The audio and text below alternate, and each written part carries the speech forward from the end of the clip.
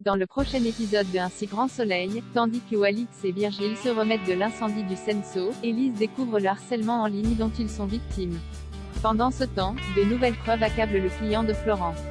Attention, les paragraphes qui suivent contiennent des spoilers sur l'épisode d'Un si grand soleil diffusé demain soir sur France 2. Si vous ne voulez rien savoir, ne lisez pas ce qui suit. Vendredi 20 mai dans Un si grand soleil.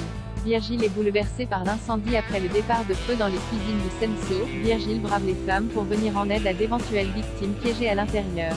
Mais il ne parvient pas à se mettre en danger, et Alix tente de lui venir en aide. Ils sont tous les deux tirés des flammes in extremis par les pompiers et Sen sortent sains et saufs. Le lendemain, Élise vient examiner les décombres et interroger les deux associés afin de savoir si l'incendie aurait pu avoir une origine criminelle. Elle leur demande si quelqu'un n'aurait pu vouloir Sen prendre au club, ce qui fait rire Virgile. Il révèle à la policière la campagne de harcèlement ciblé dont ils sont victimes depuis plusieurs jours sur les réseaux. Invitant Virgile à faire une déposition au commissariat, Élise s'étonne qu'il n'ait pas porté plainte plus tôt pour les messages car les deux événements pourraient avoir un lien.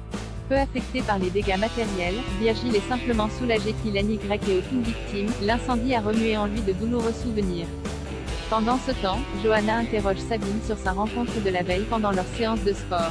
Elle a vu son amie en bonne compagnie, et celle-ci avait l'air de passer un agréable moment. Sabine lui apprend que l'homme en question s'appelait Maxime, et qu'il est propriétaire d'une chaîne de clubs de sport. Johanna la taquine en lui proposant de changer d'abonnement sportif et d'aller s'inscrire dans son club afin qu'elle puisse le recroiser. De son côté, Maxime retrouve Dimitri. Inquiet au sujet du Senso, en tant que partenaire, il redoute que cet incident survenu quelques semaines seulement après son ouverture risque de sérieusement compromettre son avenir. Son ami, lui, se montre plutôt enjoué. Il lui révèle avoir passé la soirée avec une femme charmante qu'il désire revoir, tout en ignorant qu'il s'agit de l'ancienne amante de Dimitri. Florent s'emporte contre Baker alors que les investigations de la police se poursuivent sur l'entreprise de M. Verneuil, soupçonné de trafic de drogue après qu'une tonne de cannabis a été retrouvée dissimulée dans l'une de ses camions de marchandises. Hakim et Alex découvrent en interrogeant Aurore Verneuil que son père cesse d'acheter l'année dernière une voiture de fonction, mais que son paiement n'apparaît pas sur la comptabilité de l'entreprise.